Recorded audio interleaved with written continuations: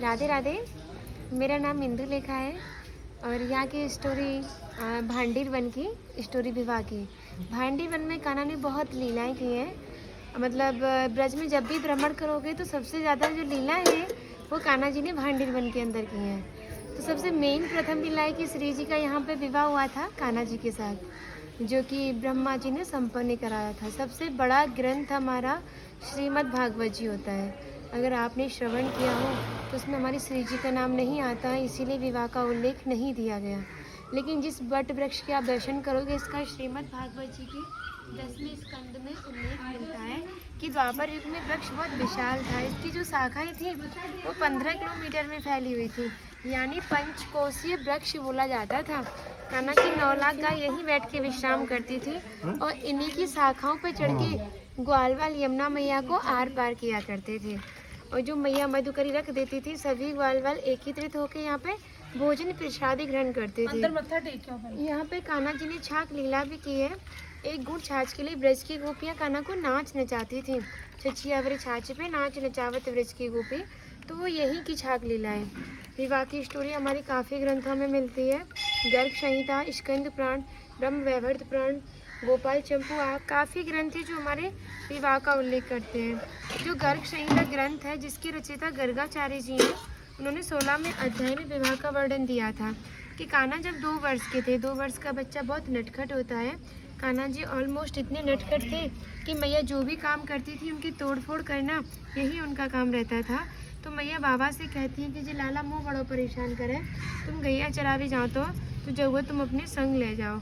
तो लाला ने जब बाहर जाने की बात सुनी तो लाला आनंदित हुआ, खुश हुआ कि आज मैं बाहर जाऊंगा और मैं हूँ देखूंगा कि बाबा कहाँ गैया चराते हैं। तो बाबा उसे मना करने लगे और डराने लगे, कहने लगे लाला बहुत घना जंगल है, बहुत बड़े बड़े जंगली जानवर हैं, तो ये खा जाएंगे। पर लाला भी हट पड़ गो और लाला ने अपने हट के आगे बाबा को स्वीकृति देनी पड़ी। बाबा जैसे लाला को लेके आए और भांडी वन की सीमा में प्रवेश किया तो अचानक से मौसम चेंज हो गया, अंधकार छा गया, घनघोर बादल छा गए और दिन में भी तारे टिमटिमाने लगे, मूसलाधार बारिश होने लगी। तो बाबा डर गए और इसी बट वृक्ष की आड़ लेके छिप गए और कहने लगे देख मैंने तुझसे मना करी, तू मानो नहीं। अभी मौसम कैसा था, मौसम कैसा हो गया।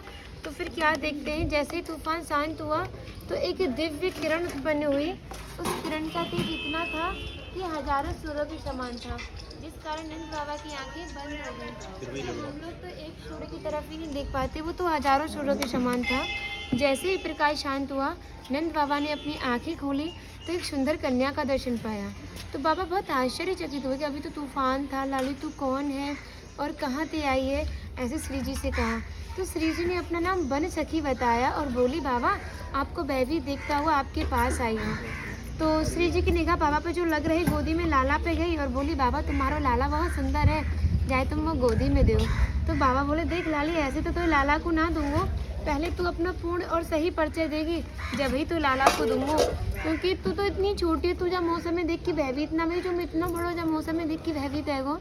तो जैसे ही नंद बाबा ने श्री जी से आग्रह किया तो श्री जी ने नंद बाबा को दिव्य रूप का दर्शन दिया। जैसे ही नंद बाबा ने श्री जी के दिव्य रूप के दर्शन पाए, उन्हें नतमस्तक प्रणाम किया। फिर उन्हें स्मरण हुआ कि कान्हा के जो कुलगुरु गर्गाचार्य जी थे जिन्होंने कान्हा का नामकरण किया था, और नामकरण के समय ही नंद बाबा को बताया था कि भांडीर वन में युगल सरकार का मिलन होना है। जैसे उन्हें स्मरण हुआ श्री जी ने फिर से 16 वर्ष का रूप लिया। बाबा बोले ले लाली तू अपने प्राणनाथ को संभाल, जो तूफान आया था जिससे मेरी 9 लाख गाय इधर उधर हो गई थी उन्हें मैं ढूंढ के लाता हूँ, और जो तेरा मनोरथ है उसको पूर्ण करके लाला को घर पहुँचा दियो। इतना कह के बाबा आगे प्रस्थान करते हैं। तो श्री जी ने ही कृष्ण को किशोर अवस्था रूप धारण करवाया। दोनों ही 16 वर्ष के होके से बट वृक्ष के नीचे बैठ के प्रिया पीतम जी श्रृंगार कर रहे थे, प्रिया जी पीतम जी का और पीतम जी प्रिया जी का। तो ब्रह्मा जी ने इतना सुंदर दिव्य नज़ारा जब भूलोक पर देखा तो उनको बहुत श्राप लगे हुए थे, इस कारण उनका ब्रज मंडल में कहीं भी कोई स्थान नहीं था। उन्होंने सोचा आज युगल सरकार का मिलन है, क्यों ना इन दोनों का विवाह संपन्न करा दिया जाए, तो मुझे पापों से मुक्ति मिलेगी और शायद ब्रज में स्थान मिल जाए। यही सोचकर जो हमारी विवाह की पद्धतियाँ होती हैं वो 8 प्रकार की होती हैं। तो उसमें से एक पद्धति होती है गंधर्व